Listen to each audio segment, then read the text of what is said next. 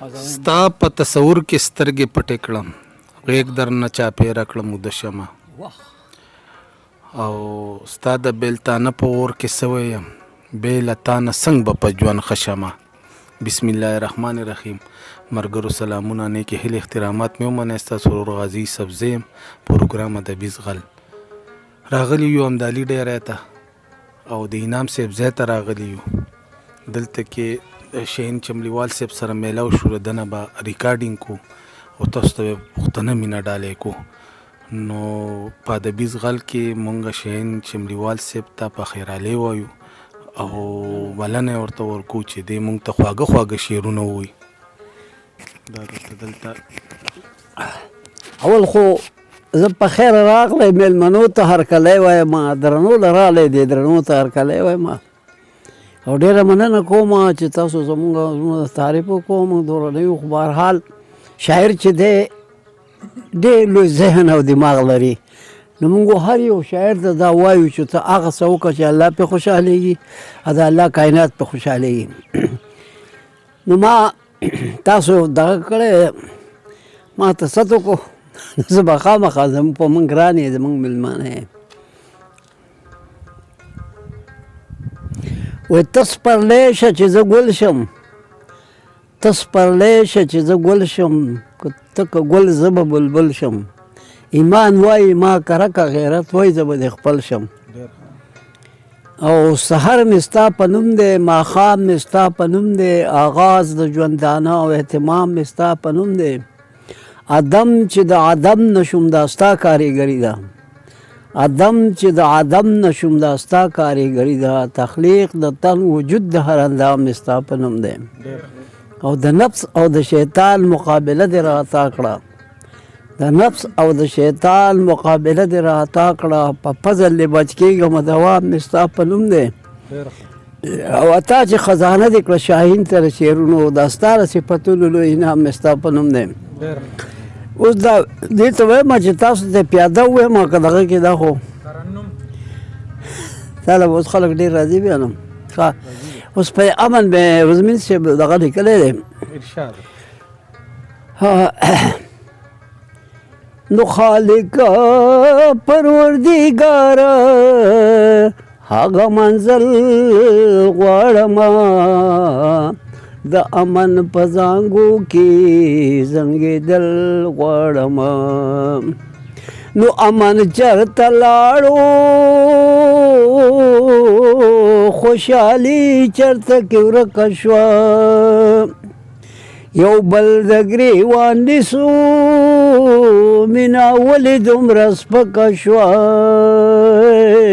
او ختمې ورولې شوې او رشتې زمونږ ختمېږي. دا ولې دوستانې په دشمنو باندې بدلېږي. دا ډکه د نفرت زړونه بدلول غواړمه، د امن په زانګو کې زنګېدل غواړمه. یا قدم زمون بدل شه، په قدم د چا روان یو. د رب د پاکې مینې او حکمونو نه باغیان یو. یا دا د چا دستورو چې دنیا راته خوږه کړله، او ستنه د ایمان راله په کوم لوري کږه کړله. نو قدمه د خوږ نبي په قدم تلل غواړمه، د امن په زانګو کې زنګېدل غواړمه. نو شاهین شي آباده بدا زمونږ پاکستان. نو سوال کوو الله ته دل غواړو مسلمان. نو مینا په خو قرآن عاشق بلبل غواړمه، د امن په زانګو کې زنګېدل غواړمه. اوس به دا ښه نه ای زما خوږو دوستانو جاړی ما زما خپلو وارثانو جاړی ما دا دورانو د دنیا چې په ما تیر شو پروت په زړه مې ډېر ارمانو جاړی ما ما شاهین خو د نور حصه غوښتلی نه و بس غوښتلی مې جانانو جاړی ما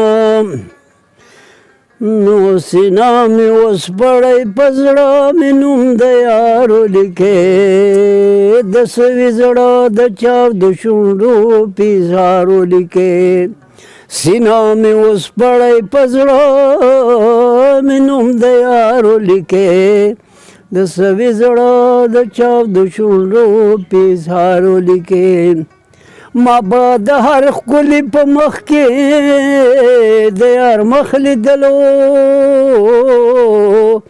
ما به د هر ښکلي په مخ کې د یار مخ لیدلو قصه د ژوند زما د حسن په بهارو لیکې د سوي زړه د چاو د شونډو پیزارو لیکې یا سفر د ژوند کې ګرځېدمه د جانان په لټونو سفر د ژوند کې ګرځېدمه د جانان په لټونو لمحه لمحه مې امیدونه انتظارو لیکې د سوي زړه د چاو د شونډو پیزارو لیکې سر میں قلم کئی خو جانانا جانان بوایا مزو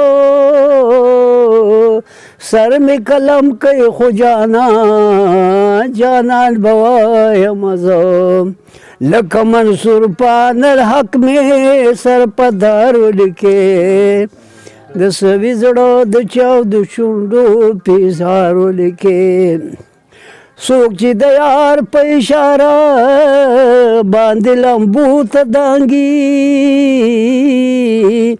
څوک چې د یار په اشاره باندې لمبو ته دانګي زما په برخه باندې هماغه انګارو لیکې د سوي زړه د چاو د شونډو پیزارو لیکې یا د سرو ګلونو باغ سمسورو ماتې سه وړلو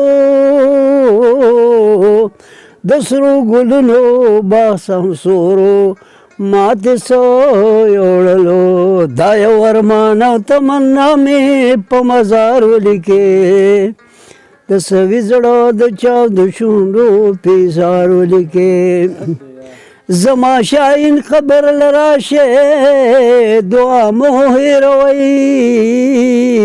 زما شاینو خبر لراشه دعا مو هیروي پاس پخازو منوم د هغه شعر یارو لیکې د سوي زړه د چاو د شونډو پیزارو لیکې